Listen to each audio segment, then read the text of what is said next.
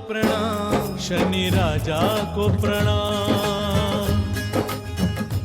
शनि साधिका doctor Vibhashri दीदी जी का संक्षिप्त परिचय। श्री शनीश्वर तीर्थ क्षेत्र शनि आश्रम चिकल थाना छत्रपति संभाजी नगर महाराष्ट्र की आप संस्थापिका हैं। आपके इस शनि आश्रम में ही 24, 25, 26 जून 2023 को एक भव्य पंचतत्व महोत्सव पंच महाभूत लोकोत्सव का आयोजन हुआ था। पंचतत्वों की सुरक्षा और संतुलन के माध्यम से जीवन रक्षा के लिए इन पंचतत्व महोत्सव में राष्ट्रीय संत सम्मेलन का आयोजन हुआ। इस आयोजन के प्रथम दिन का दीप प्रज्वलन अनेक महामंडलेश्वरों पीठाधीश्वरों ने मिलकर किया। संपूर्ण कार्यक्रम का आयोजन और संचालन प्रसिद्ध एस्ट्रोलॉजर साधिका डॉक्टर विभाश्री दीदी जी ने ही किया, जिनके व्यक्तिगत निमंत्रण पर भारत के अनेक राज्यों से 100 से भी अधिक संत महात्मा सद्गुरु आध्यात्म शिरोमणि श्री शनि आश्रम छत्रपति संभाजी नगर महाराष्ट्र की पावन भूमि के संत सम्मेलन में पधारे थे और पूरे महाराष्ट्र क्षेत्र से भी लगभग 500 संत महात्माओं प्रवक्ताओं विद्वानों ने भी इस आयोजन में भागीदारी निभाई और प्रमुख वक्ताओं ने अपने अपने उद्बोधन से लोगों को मंत्रमुग्ध भी किया, जिसमें कोल्हापुर महाराष्ट्र के कनेरी मठ के पीठाधीश्वर स्वामी अदृश्य काट सिद्धेश्वर स्वामी जी, अखिल भारतीय गोसेवा संघ रायपुर छत्तीसगढ़ के प्रमुख दूधाधिधारी मठ के मठाधीश महामंडलेश्वर श्री राजेश्वरी महंत श्री राम सुंदर दास जी महाराज प्रमुख थे। साथ ही बीजेपी के राष्ट्रीय प्रवक्ता श्री सुधांशु त्रिवेदी और नारी रत्न राजेश्वरी मोदी उर्फ राज दीदी नारायण रैकी सत्संग परिवार मुंबई ने अपनी ओजस्वी मोटिवेशनल वाणी से सभी को मंत्रमुग्ध किया। 3 दिनों में 30 से अधिक वक्ताओं को सुनने का सौभाग्य मिला। शनि साधिका डॉक्टर विभाश्री दीदी जी के द्वारा संचालित इस राष्ट्रीय संत सम्मेलन की ज्ञानवर्धक झलकियां शनि साधिका दीदी जी के ही ज्ञानवर्धक कार्यक्रम सुभारती टीवी के सुभारती संवाद साधिका डॉक्टर विभाश्री दीदी जी के साथ कार्यक्रम का महत्वपूर्ण हिस्सा भी बनी। इस पूरे 3 दिवसीय संत सम्मेलन में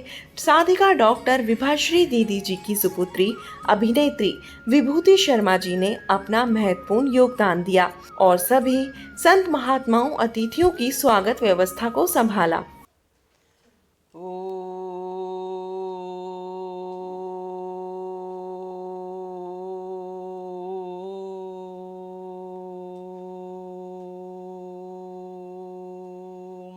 सुभारती टीवी के सभी दर्शकों को आज हम बहुत सारे व्यक्तियों के कुछ प्रश्नों के जवाब देने के लिए आज हम प्रश्न ले रहे हैं और उनका आंसर बताने वाले हैं। सुभारती टीवी के सभी दर्शकों को आज मैं कुछ आध्यात्मिक प्रतीक चिन्हों के बारे में जानकारी दे रही हूँ। बहुत सारे लोगों के प्रश्न आते हैं कि स्वास्थ्य क्यों बनाया जाता है, कैसे बनाना चाहिए, ये शुभ अशुभ कैसे फल देता है। कई लोग कहते हैं कि स्वास्थ्य कई बार अशुभ फल भी देता है, कई बार शुभ फल देता है। तो स्वास्थ्य के बनाने की प्रक्रिया क्या है, कहाँ नहीं बनाना चाहिए, कहाँ कहाँ बनाना चाहिए। कई लोगों ने कलश के बारे में जानकारी चाहिए, कई लोगों ने शंख के बारे में जानकारी चाहिए, कई लोगों ने तुलसी के विषय को लेकर प्रश्न किया है। अलग अलग लोगों ने प्रतीक चिन्हों के बारे में पूछा है कि किसी ने कहा है कि हाथी के दृश्य बनाने चाहिए कि नहीं बनाने चाहिए, किसी ने कहा है गाय और बछड़े का सीन बनाना चाहिए, या अलग अलग तरीके से लोगों ने आध्यात्मिक प्रतीक चिन्हों के बारे में जानकारी चाहिए। आज हमने अपने पूरे दर्शकों के ऐसे ही प्रश्न इकट्ठे किए हैं जिसमें हम समग्र जानकारी दे सकें और आध्यात्मिक प्रतीक चिन्ह कब कहाँ कैसे बनाए जाते हैं, इसका लाभ कितना है, कैसा है, ये आपको सही तरीके की जानकारी आज देने जा रहे हैं। देखो, मैं शुरुआत करती हूँ आपसे ओम से। हमने देखा है कि कई बार ओम हम रिकॉर्डिंग में बजाने लगते हैं, ओम हम स्वयं भी बोलते हैं और ओम का जो उच्चारण है हम अपने मेडिटेशन का हिस्सा भी मानते हैं। यहाँ तक कि ओम का जो बोलना है मन के अंदर भी बोलते हैं, ओम की आवाज़ निकले ऐसा भी बोलते हैं, सार्वजनिक रूप से भी ओम का उच्चारण किया जाता है। ओम का कई प्रकार से हम इस्तेमाल करते हैं और ओम हमारी लाइफ में मेडिटेशन का बहुत महत्वपूर्ण हिस्सा रहा है। तो मैं शुरुआत करती हूँ ओम से। हमारे वैदिक काल से ही ओम के ऊपर में तमाम प्रकार के रिसर्च होते चले आए हैं। सबसे पहले मैं बताऊं कि जैसे हमारा नाप रहता है, ध्वनि को नापने का एक विशेष नाप पद्धति का सिस्टम है, उसे हम वो बस कहते हैं। और जैसे हम लिक्विड को लीटर में नापते हैं, तो जो ठोस चीज़ें हैं उसे केजी किलो में नापते हैं। तो अलग अलग नाप के और थर्मामीटर के अलग अलग हमने नाम दिए हुए हैं। ठीक इसी प्रकार से जब हम किसी ध्वनि का, मंत्र का और किसी वास्तु विशेष का और किसी एनर्जी का, ऊर्जा का नाप लेते हैं तो उसे बोबस सिस्टम से लेते हैं। अब हम आते हैं ओम के ऊपर। जब हम ओम की चार्टिंग करते हैं, उच्चारण करते हैं, मेडिटेशन करते हैं और बार बार ओम की ध्वनि हमारे आसपास होती है, हमारी बॉडी को कंपन करती है और खुद साधक जब ओम की चार्टिंग करता है तो हमने देखा है कि अब आते हैं हम गिरजाघर के ऊपर। जो चर्च बनते हैं, जो गिरजाघर बनते हैं, उनकी एनर्जी का बॉस कितना है। जब हम चर्च के अंदर जाते हैं तो चर्च की जो डिज़ाइन देखी है आपने, अलग टाइप से होती है, जिसे आप क्रॉस भी कह सकते हैं, प्लस के आकार की कह सकते हैं। तो वो जो चर्च की डिज़ाइन होती है और फिर डिज़ाइन से जो हम पूरे चर्च को गतिमान होते देखते हैं और अंदर जो उसकी डिज़ाइन के अंदर की गुंबद की जो ऊर्जा रहती है, जब वहाँ का मूल्यांकन करते हैं तो पता चला है कि 11,000 का एनर्जी पावर, यानी 11,000 बोबस ऊर्जा उसके अंदर होती है, जो चर्च के क्षेत्र को निर्माण करता है, या चर्च जहाँ पर निर्मित होता है, या चर्च के अंदर का जो वातावरण होता है, उस वास्तु को नापा गया। इसी तरीके से अब मस्जिद की बात करते हैं। जब हम मस्जिद के अंदर जाके देखते हैं, मस्जिद की जो गोल गुम्बद की डिज़ाइन बना करती है, उसके अंदर में जो मस्जिद बना करती है और मस्जिद के अंदर में खड़े होकर जब लोग नमाज अजान पढ़ा करते हैं, तो उसके अंदर हमने जब ऊर्जा का मूल्यांकन किया तो वहाँ जाने के बाद पता चला कि 12,000 बोबस की ऊर्जा उस मस्जिद के निर्माण के अंदर, उस वास्तु के अंदर में व्यक्ति को मिलती है। अब आते हैं मंदिर के ऊपर। कई बार कहते हैं ना कि आपको जो घर में पाठ करने को मिलता है, जाप करने को मिलता है, पूजा करने को मिलती है, उससे ज़्यादा असर कहीं मंदिर में बैठकर आपको प्राप्त हो जाता है। घर में यदि हम 1000 मंत्र का जाप करेंगे और किसी मंदिर में जाकर 10 मंत्र का जाप करेंगे तो ऊर्जा का लेवल बराबर होता है। क्यों होता है ऐसा? जब हमारे मंदिर निर्माण होते हैं और मंदिर में जो देवालय की में प्रतिमाएं होती हैं, चाहे वो किसी भी देवी देवता की रही हो, पर मंदिर के निर्माण में कहीं ना कहीं कोई गुंबद का स्थान जरूर होता है। तो मंदिर में जो गुंबद का स्थान होता है, जो मंदिर की डिजाइन को मंदिर के जैसा बनाता है, तो उस मंदिर के अंदर जब देव प्रतिमा बिठाई जाती है और उसके हॉल के अंदर में जो आरती की परंपरा, जो मंत्र की परंपरा, जो ताली बजाकर गाने बजाने कीर्तन की परंपरा होती है, उस सब की जो पॉजिटिव एनर्जी होती है वो 14,000 बोबस की मानी गई है, नापी गई है। अब देखिए कि गिरजाघर से ज़्यादा मस्जिद का है और मस्जिद से ज़्यादा मंदिर का है, और सबसे नंबर 1 पर हमने देखा कि ओम का है। अब आते हैं हम और आगे में स्वास्तिक ऊर्जा की हम बात करते हैं। अब देखो, आप जगह जगह देखते हैं, घर में देखते हैं कि स्वास्तिक बनाए जाते हैं। स्वास्तिक की परंपरा है, घर का वास्तु प्रवेश हुआ स्वास्तिक बनेगा, कहीं देवालय में पूजा हुई तो स्वास्तिक बनेगा, कहीं कोई हमने नई गाड़ी खरीदी, नया कोई भी सामान लेकर आए, हमें नए चीज़ की यदि किसी प्रकार से पूजा करनी है या उसको हमें सम्मान देना है तो हम स्वास्तिक बनाया करते हैं। अब जो स्वास्तिक की वो बस ऊर्जा है वो है 70,000 की। आपने आपके घर के अंदर, आपके व्यापार के अंदर, आपके उस विशेष स्थान के अंदर में जो एनर्जी से शून्य था, स्वास्तिक बना के उसे 70,000 वो बस ऊर्जा से भर दिया। यही कारण है कि जहाँ जहाँ स्वास्तिक बनता है वहाँ वहाँ निगेटिव एनर्जी को पॉजिटिव कर दिया करता है। पर हमें ये जानना पड़ेगा, कई बार उल्टा स्वास्तिक बनाकर आदमी पूरे भरे हुए समृद्धि के घड़े को खाली भी कर सकता है। कई बार गलत पद्धति से स्वास्तिक का निर्माण कर व्यक्ति अपनी ज़िंदगी में मुसीबत को गले लगा सकता है। तो स्वास्थ्य को बनाते समय हमें बहुत समझदारी और बहुत होशियारी से काम लेना पड़ता है।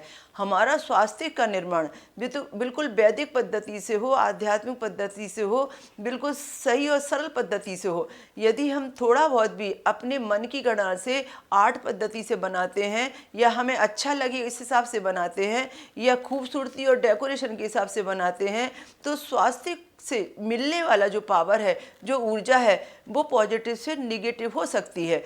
अब देखिए, जब हम स्वास्थ्य का निर्माण करते हैं तो मेरे हाथ के इशारे की ओर आप ध्यान दीजिए। मैं 2-3 तरीके से आपको स्वास्थ्य के बारे में निर्माण करने की पद्धति बताती हूँ।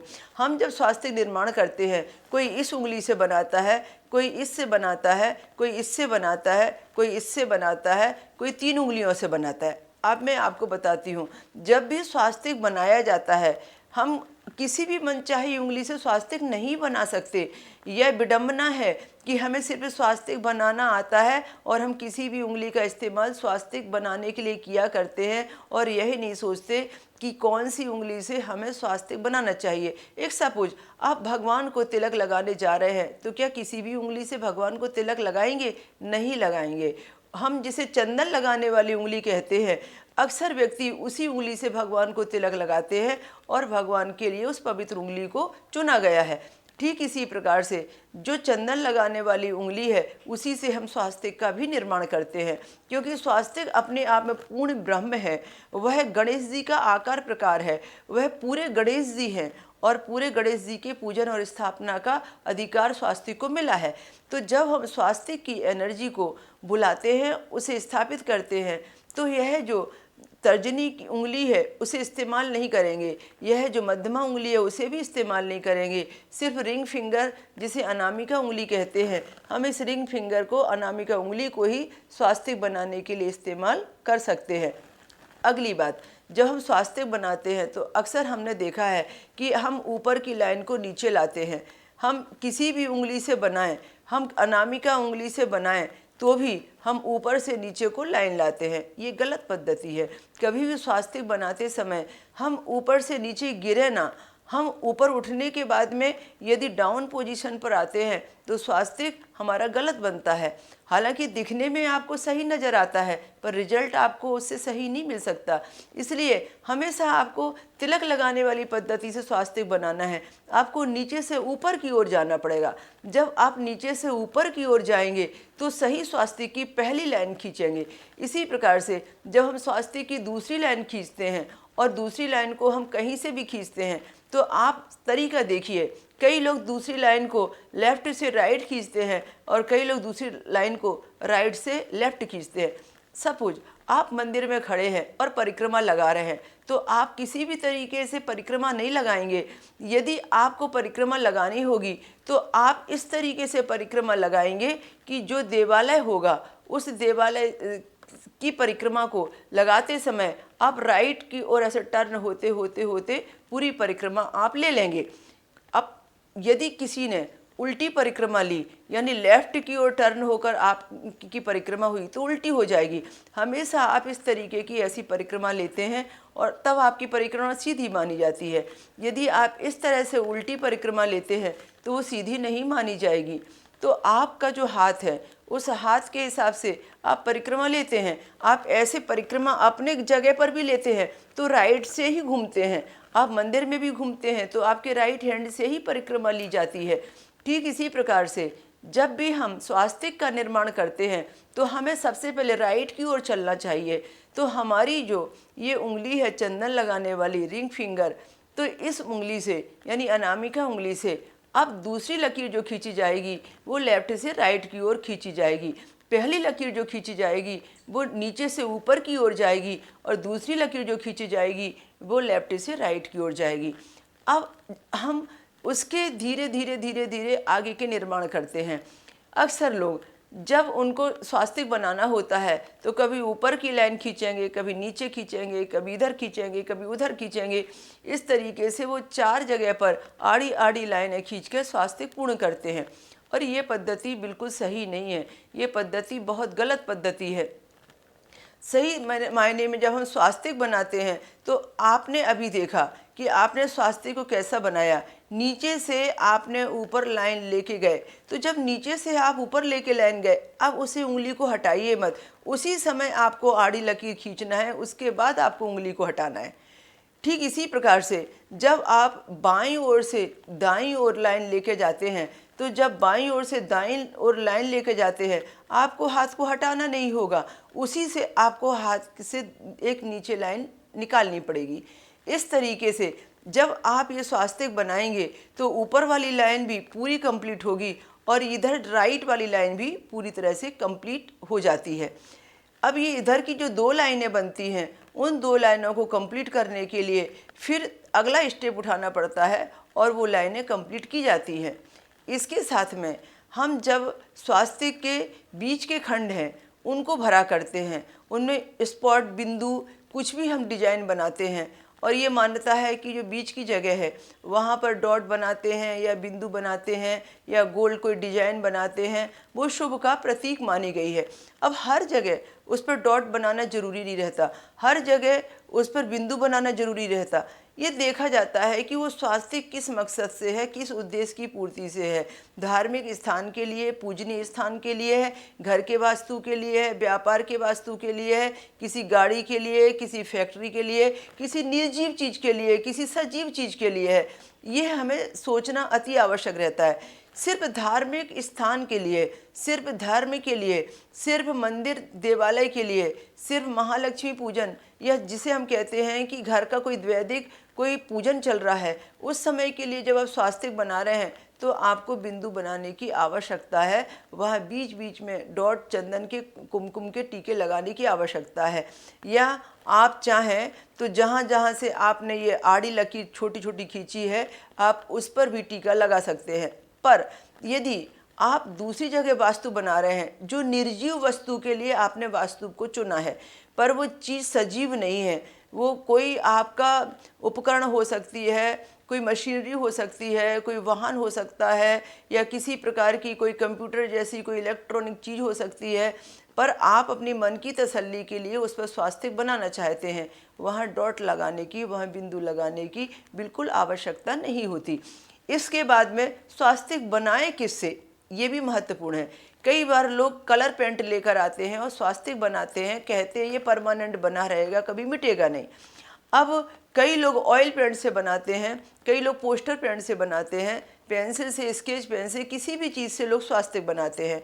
तो मुझे आपसे ये कहना है कि जो भी ऐसी चीज़ों से स्वास्तिक बनाया जाता है जिसका संबंध तिलक लगाने वाली चीज़ से नहीं है, कोई भी ऐसा कलर जिसका संबंध माथे पर टीका लगाने वाली चीज़ से रिलेशन नहीं है, वो उसका जो असर है बस कुछ दिन के लिए, कुछ पल के लिए, कुछ घंटे के लिए ही रहता है। जैसे मान लीजिए आपने हाथ में कोई पेन से, स्केच पेन से स्वास्तिक बनाया, कोई डिजाइन बनाई, तो दूसरे दिन हाथ धोने से या स्नान करने से जैसे वो डिजाइन मिट जाती है, इसी प्रकार से जो भी हम अदर कलर से ये डिजाइनें बनाया करते हैं, वो भी उसी तरह से अपना असर खोज देती हैं और डिजाइन मिट जाया करती है।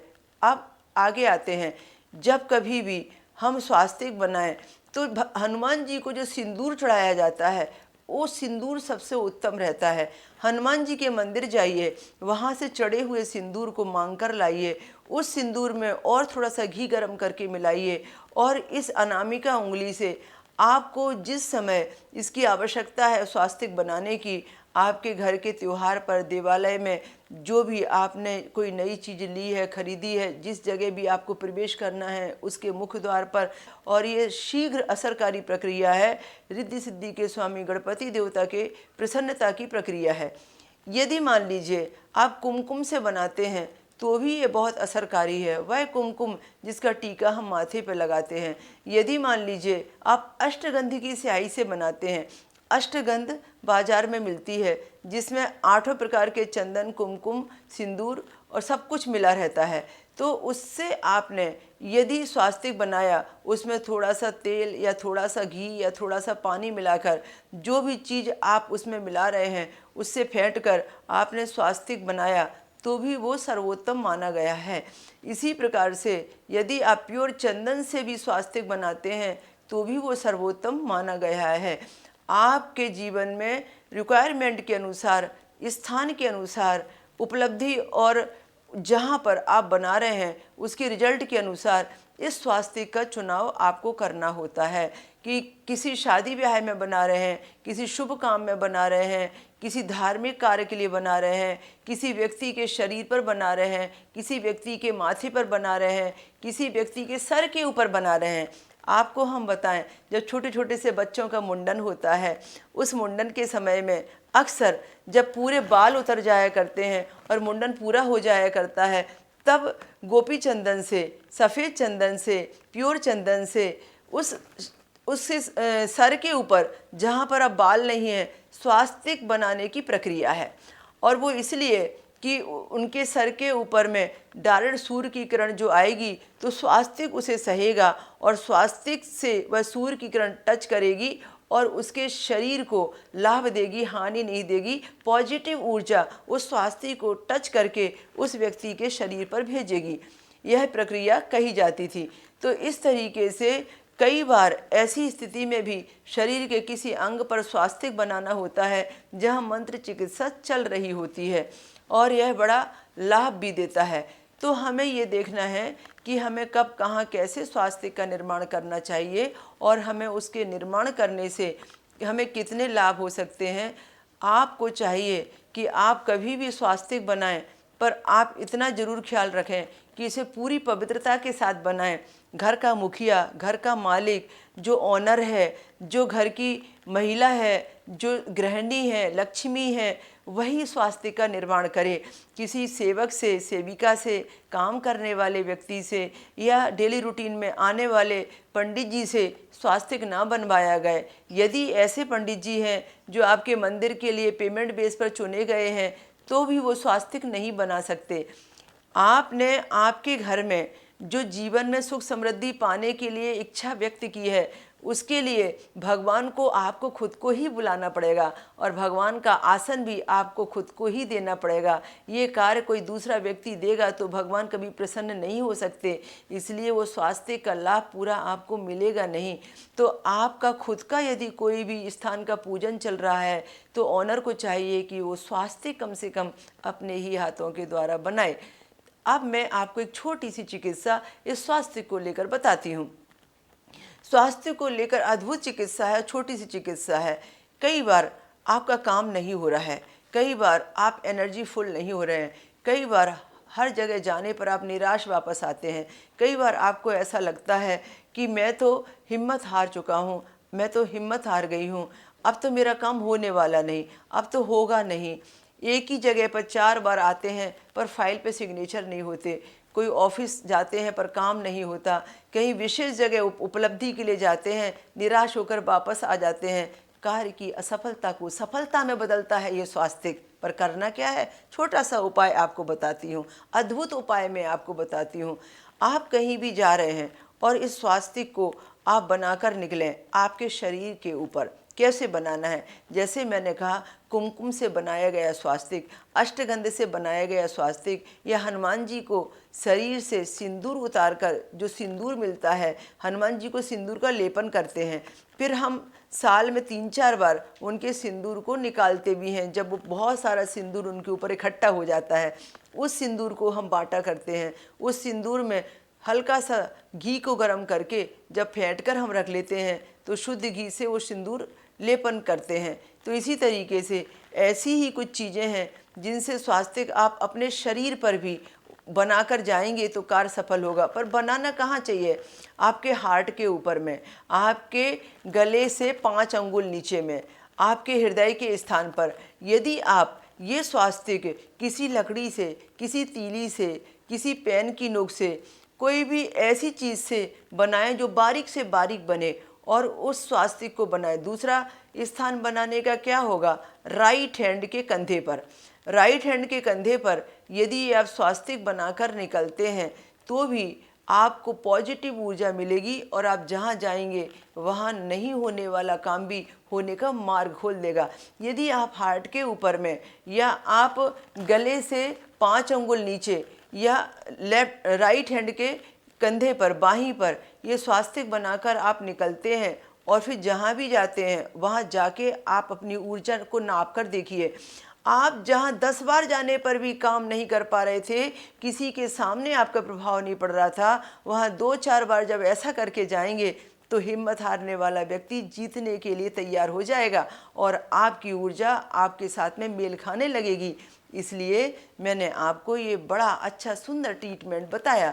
इसके साथ साथ में जब आप कहीं जाते हैं और आपने स्वास्तिक भी अपने शरीर पर ले लिया, बना लिया, और उसके बाद में फिर आपको और फुल एनर्जी चाहिए, तो 1 लाख बोबस वाले उस ओम के उच्चारण को लेके जाइए। जब आप घर से निकलें तो सिर्फ ओम का ही पाठ करें, ओम ओम ओम ओम ओम ओम। ओम को रनिंग में आप अपनी सांसों में संभालें। कहीं भी आप जाते हैं, जब तक आपका मुलाकात का नंबर नहीं आता या आपका सफ़र उस लक्ष्य तक जाने तक पूरा नहीं होता, तब तक आप ओम के उच्चारण को भूलिए ना। और जब आपको अवसर मिले तो लंबी लंबी सांसें लेकर अंदर से ओम से जुड़ जाइए। जब तक आप सामने वाले लक्ष्य को छूने के लिए उस जगह तक पहुंच नहीं रहे हैं और आपके पास कुछ पल का समय मिला है, तो आप श्वास को खींचिए, ओम बोलिए, श्वास को छोड़िए, फिर लंबी श्वास लेकर ओम बोलिए। इस तरीके से आप ओम से अपने आप को एकाकार कर लीजिए। यह स्वास्तिक का सहारा और ओम का गठबंधन, ये दोनों प्रक्रियाएं आपके साथ साथ चलेंगी, आपका निर्माण करेंगी, आपके भाग्य के दरवाजे खोलेंगी, आपकी निगेटिव एनर्जी को पॉजिटिव बनाएंगी, आपको ऊर्जावान कर देंगी और देखिए चमत्कार दिखाएंगी। तो दर्शकों, आप इस उपाय को करना ना भूलिए, बार बार कीजिए और हमें बताइए कि आपने जब ये उपाय किया तो आपको कितना फ़र्क पड़ा, कितनी बार किया, कब कब किया और आपको इसके करने के कितने लाभ हुए। जब लोग छत्रपति संभाजी नगर हमारे महाराष्ट्र में हमसे कंसल्टेंसी के लिए आते हैं और बहुत निराश स्थिति में आते हैं और उनको कुछ सूझ नहीं रहता कि हम करें तो क्या करें, तब हम अक्सर ऐसे उपाय उन लोगों को बताया करते हैं। उनकी जन्म पत्रिका के आधार पर कितनी बार ओम का जाप, कब बैठकर, कहाँ बैठकर और कितनी बार उनको निगेटिव को पॉजिटिव बनाने के लिए स्वास्तिक बनाना है, कहाँ बनाना है, कितनी जगह बनाना है, उनकी जन्म पत्रिका, उनकी हस्तरेखा के आधार पर जब हम उन्हें ये बताते हैं और उनके उपाय भी सरल कर देते हैं, तो वो खुद ही कहते हैं कि इतने लंबे समय से शादी ब्याह रुके थे, घर में मांगलिक कार्य नहीं हो रहे थे, इतने लंबे समय से जॉब नहीं लग रहा था, पर आपने ये उपचार कराकर, ये उपाय कराकर हमारे भाग्य के दरवाजे खोल दिए। तो इसलिए मैं चाहती हूँ कि आपकी प्रतिक्रिया भी आप हमें दें और हमें पता चले कि आपने कितना लाभ उठाया। जय शनिदेव।